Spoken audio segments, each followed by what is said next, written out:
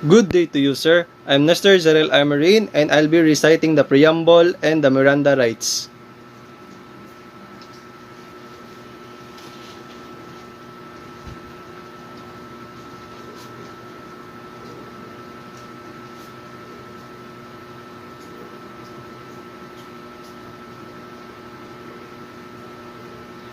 The 1987 Philippines Constitution, Preamble.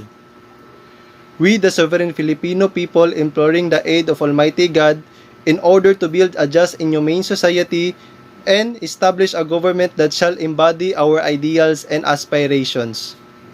Promote the common good, conserve and develop our patrimony, and secure to ourselves and our posterity the blessings of independence and democracy under the rule of law and a regime of truth, justice, freedom, love, equality, and peace.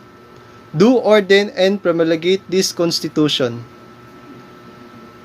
Miranda rights in English. Alias, you are under arrest for the crime of murder.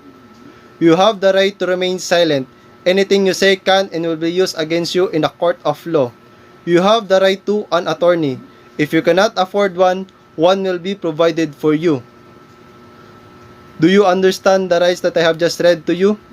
With this right in mind, do you wish to speak to me? Miranda rights, Tagalog. Alias, ikaw ay inaaresto sa salang pagpatay. Ikaw ay may karapatang manahimik o magsawalang kibo. Anuman ang iyong sasabihin ay maaaring gamiting pabor o laban sa iyo sa anumang hukuman. Ikaw ay mayroon ding karapatang kumuha ng tagapagtanggol ng iyong pinili. Kung wala kang kakayahan, ito ay ipagkakaloob sa iyo ng pamahalaan. Nauunawaan mo ba ito?